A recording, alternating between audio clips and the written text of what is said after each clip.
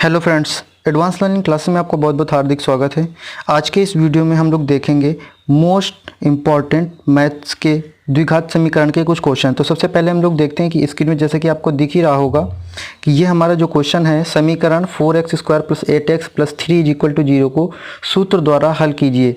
ठीक है ना दोस्तों, यहाँ किसके द्वारा कही गई है हल करने की बात? सूत्र द्वारा हल करने की बात कही गई। ये देखिए कोई क्वेश्चन जो है ये हमारा किसमें 2006 में आया हुआ है। तो सबसे पहले हम लोग क्या करते हैं, जो हमारा व्यापक द्विघात समीकरण से तुलना करते हैं। वो क्या होता है हमारा ax² + bx + c, ये हमारा क्या होता है द्विघात समीकरण होता है। इससे हम लोग इसकी जब तुलना करते हैं तो हमारा a बराबर क्या निकलता है 4 निकलता है, b = हमारा क्या निकलता है 8 निकलता है, और c = हमारा क्या निकलता है 3 निकलता है।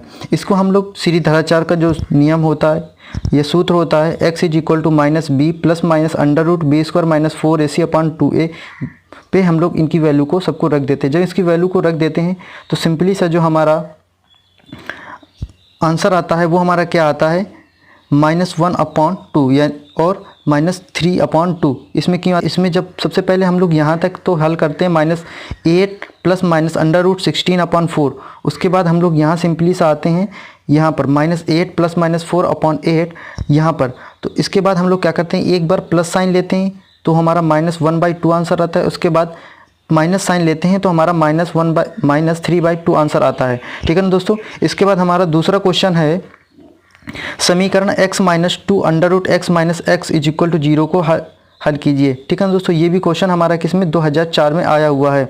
तो सबसे पहले हम लोग क्या करेंगे, इसमें हम लोग देखिए इसमें क्या होता है कि इसमें x की घातें भी सेम नहीं है। ठीक है ना। तो सबसे पहले क्या करेंगे, हम लोग इसको एक तरफ हमारे जो रूट वाली घात है उसको एक तरफ रख लेंगे और एक तरफ सिंपल सी जो घातें उनको रख लेंगे। इसके बाद हम लोग क्या करते हैं, दोनों तरफ वर्क कर देते हैं। क्या करते हैं, दोनों तरफ का वर्क कर देते हैं। वर्क करने पर सिंपल सा हमारे ये क्या बन जाता है, एक द्विघात समीकरण की तरह बन जाता है। और उसके बाद हम लोग सिंपल सा इसको क्या करते हैं, सॉल्व करते हैं। सिंपल सा पहले सॉल्व करेंगे तो हमारे इस तरह की एक इक्वेशन द्विघात समीकरण हमें प्राप्त हो जाती है। प्राप्त होने के बाद आप इसको चाहें तो सीरीधराचार नियम से भी लगा सकते हैं, या फिर इसको आप सिंपल से क्या कर सकते हैं, तोड़कर भी लगा सकते हैं। ठीक है ना दोस्तों।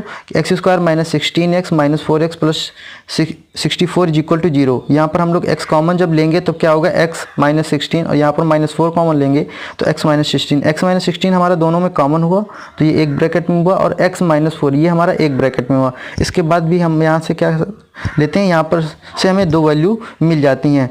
ठीक है ना दोस्तों, जो x = 4 और x = इसके बाद -4। ठीक है ना। तो इस तरह से हमारा जो समीकरण का हल आता है तो क्या आ जाता है x = 16। ठीक है ना दोस्तों, क्या आ जाता है x = 16 हमारा आंसर आ जाता है।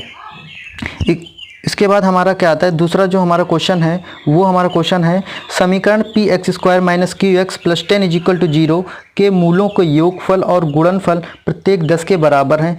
p और q के मान ज्ञात कीजिए। ठीक है ना दोस्तों, क्या है हमारा, सबसे पहले इसमें क्या क्या कहा गया है, इसमें ये कहा गया है कि जो हमारा मूलों का योगफल है और गुणनफल है वो दोनों ही 10 के बराबर हैं। ठीक है ना। तो हमें पता है कि जो मूलों का समीकरण के मूलों का जो योग का जो फार्मूला होता है वो क्या होता है -x का गुणांक अपॉन x² का गुणांक। तो इसमें जब हम लोग -x का गुणांक, पहले x का गुणांक रखते हैं तो इसमें x का गुणांक क्या है -q है। ठीक है ना दोस्तों। इसके बाद हम लोग माइनस साइन तो हमारा बाहर रहेगा ही, अपॉन में किसका x² का गुणांक रखेंगे। तो x² का गुणांक कितना है, p है। कितना है हमारा x।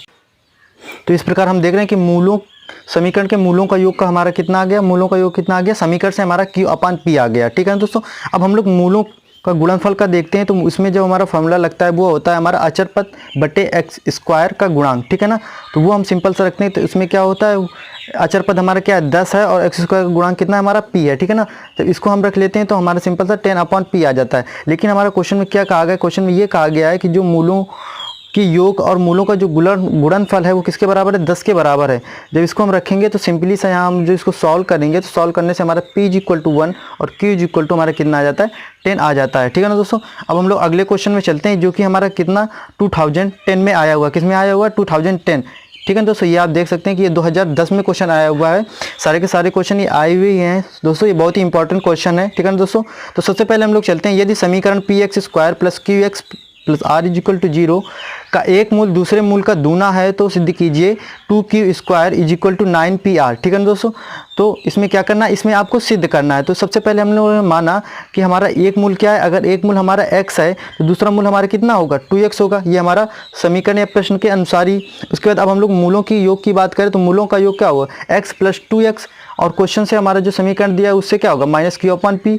इसी तरह से हमारा 3 यानी कि 3 अल्फा इज इक्वल टू क्या निकला -q/p निकला। इसी तरह मूलों का गुणनफल alpha into 2 alpha is equal to r/p। ठीक है ना, ये हमारे किससे आ गया, समीकरण से आ गया। यहाँ पर 2 alpha square is equal to r/p। इस तरह से हमारी ये दो इक्वेशंस बन जाती हैं। अब हम लोग क्या करते हैं, इन दोनों इक्वेशंस को सॉल्व करते हैं। तो सॉल्व करने से हमारा क्या होता है, सिंपली सा हमारा जो होता है ये हमारा सिद्ध हो जाता है। ठीक है ना दोस्तों।